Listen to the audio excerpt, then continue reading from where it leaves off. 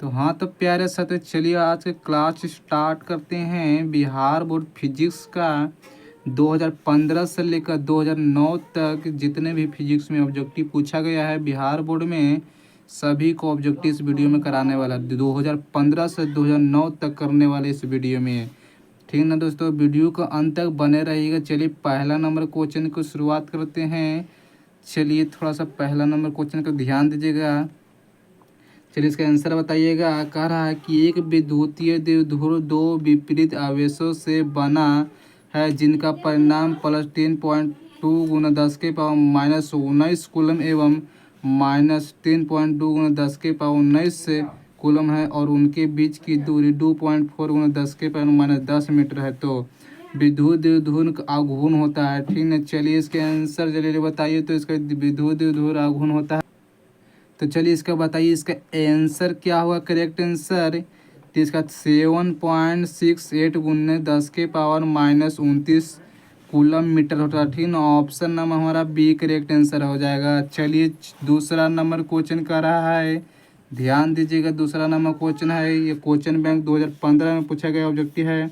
कह रहा है कि 64 समरूप बूंदें जिनमें से प्रत्येक की धारिता 5 म्यू फराड है तो मिलकर एक बड़ा बूंद बनाता है, तो बड़े बूंद की धारिता होगा। ठीक ना, बड़े बूंद की यानी 64 समरूप बूंदे होते हैं जो इनके बड़े बूंद बनाता है 20 म्यू फराड है। ठीक ना, 20 म्यू फराड बनाता है। ऑप्शन नंबर हमारा बी करेक्ट आंसर होगा। तीसरा नंबर क्वेश्चन है कि किलोवाट यानी कि KWH यानी कि मात्रा किसका होता है। तो इसका ऊर्जा का मात्रा को, ठीक ना, ऊर्जा का मात्रा कहा जाता है। चलिए चौथा नंबर क्वेश्चन है कि विद्युतीय परिपथ की किसी बिंदु पर सभी धारिताओं के बीजगणितीय योग होता है। क्या अनंत होता है, धनात्मक, शून्य या ऋणात्मक होता है। इसका मान कितना होता है, तो शून्य है। तो ऑप्शन नंबर हमारा सी करेक्ट आंसर हो जाएगा।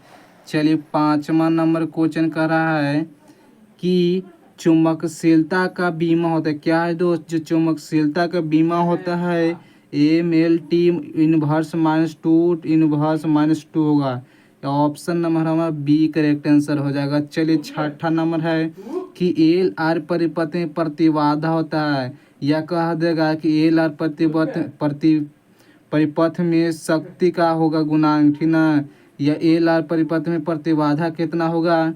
जब प्रतिबाधा पूछेगा तो ऑप्शन नंबर डी होगा। देखिए √R² प्लस ω/R² L² होगा। ठीक ना, ऑप्शन नंबर हमारा डी करेक्ट आंसर हो जाएगा। सातवां नंबर क्वेश्चन है, ये बहुत बार पूछे गए ऑब्जेक्टिव है कि विद्युत चुंबकीय तरंग की संचरण की दिशा होता है। ठीक ना, ये बहुत बार बार क्वेश्चन पूछा जाता है। ये बिहार बोर्ड में एक बार नहीं कई बार ये पूछा गया ऑब्जेक्टिव है कि विद्युत चुंबकीय तरंग में संचरण की दिशा होती है तो बी के ई के समानांतर। ठीक ना, बी से ई के समानांतर जाती है। ठीक ना, ऑप्शन नंबर सी मारना है। लेकिन ई के बी नहीं, यही में गड़बड़ाते हैं कि ई के बी में जाता है या बी के ई में। सबसे पहले थोड़ा सा ट्रिक देते हैं। थोड़ा सा लाइन कट गया था। चलिए बताइए कि बी के ई दिशा में होगा। ठीक है ना, बी सबसे पहले ABCD में बी आता है, उसके बाद ई आता है। थोड़ा सा ये ट्रिक याद करिएगा। सबसे पहले बी ABCD में आता है कि फिर क्या आता है, ई आता है। तो ऑप्शन नंबर सी होगा। इस ट्रिक पर आपको फॉलो करना है। आठवां नंबर क्वेश्चन दिखाते हैं आपको। देखिए थोड़ा सा नीचे कर लेता हूँ। देखिए ध्यान दीजिएगा। आठवां नंबर क्वेश्चन है कि जब प्रकाश को एक किरण ग्लास स्लैब में प्रवेश करता है तो इसका तरंग दैर्ध्य होता है तो इसका घट जाता है। ठीक ना, इसका तरंग दैर्ध्य घट जाता है। ठीक ना, option number B correct answer हो जाएगा। नौवा है कि आयाम मंडल सूचकांक की मान होता है। ये बहुत ही अच्छा क्वेश्चन है। ये बहुत बार तो 3 बार ये क्वेश्चन बिहार बोर्ड में पूछ दिया है कि आयाम मंडल के सूचकांक का मान होता है तो 0 तथा 1 के बीच। ठीक ना दोस्त, क्या होगा, 0 तथा 1 के बीच होता है। ऑप्शन नंबर हमारा सी करेक्ट आंसर हो जाएगा। चलिए दोस्त ध्यान दीजिएगा। 10वां नंबर क्वेश्चन कर रहा है कि नोट गेट के लिए विलियमन व्यंजक होता है ना, विलियमन व्यंजक होता है तो A+B ऊपर सिंगल डैश बराबर Y होता है। ठीक ना, ऑप्शन नंबर हमारा डी करेक्ट आंसर हो जाएगा। 11 नंबर क्वेश्चन कर रहा है कि एक आवेशी चालक की सतह के किसी बिंदु पर विद्युत क्षेत्र की तीव्रता का मान होता है क्या, शून्य हो जाता है। ठीक ना, ऑप्शन नंबर ए होगा, शून्य हो जाती है। 12 नंबर क्वेश्चन कर रहा है कि मुक्त आवेश की परावैद्युतांक होता है, ठीक ना। मुक्त आवेश की परावैद्युतांक होता है 8.85 गुना 10⁻⁻12 फ्राइडे मीटर इनवर्स होता है, ठीक ना। ऑप्शन नंबर हमारा सी करेक्ट आंसर हो जाएगा। 13 नंबर क्वेश्चन कर रहा है, ध्यान दीजिएगा। 13 नंबर क्वेश्चन कह रहा है कि विद्युत परिपथ शक्ति का गुणांक हमारा शक्ति होता है V² r, ठीक ना। क्या होता है ऑप्शन हमारा सी होगा V² r होता है। ये सब नहीं हो सकता है दोस्त, तो V² I से ऑप्शन नंबर सी हो जाएगा। 14 नंबर की इलेक्ट्रॉन वोल्ट यानी कि ईवी की मापा जाता है, ठीक ना। ईवी मापा जाता है ऊर्जा में, यानी कि जूल में मापा जाता है। जूल के ऐसा मात्रा क्या होता है, ऊर्जा होता है। Option number D correct answer हो जाएगा। 15 नंबर क्वेश्चन है कि लेज का नियम संबंध है, क्या है दोस्त कि लेज का संबंध है ऊर्जा से, क्या है ऊर्जा से हमारा संबंध होता है लेज का नियम। 16 नंबर ध्यान देते हैं, वीडियो में अंत तक बने रहिएगा सब लोग।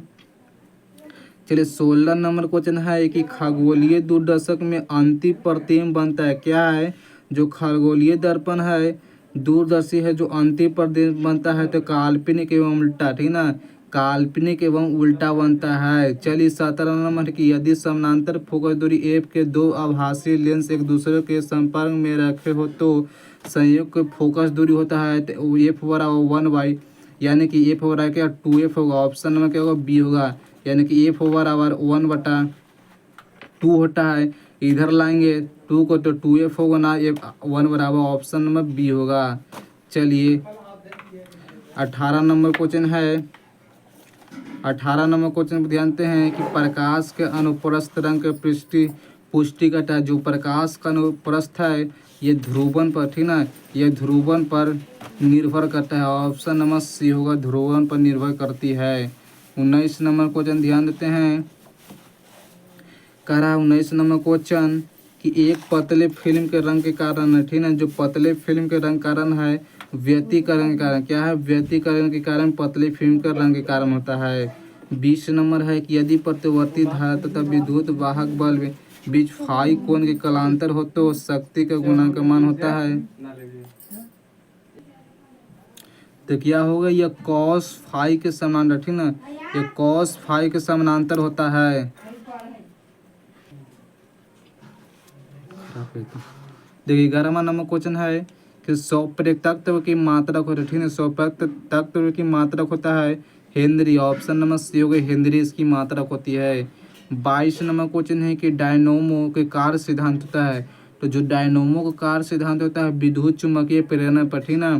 क्या होता है डायनोमो का कार्य सिद्धांत होता है विद्युत चुम्बकीय प्रेरण पर होता है। चलिए 23 नंबर क्वेश्चन पर देखते हैं। देखिए 23 नंबर क्वेश्चन है कि एक प्रतिवर्ती विद्युत धारा के समीकरण I बराबर 0.6 साइन 100 फाई टी से निरूपित होता है तो विद्युत धारा की प्रवृत्ति होता है।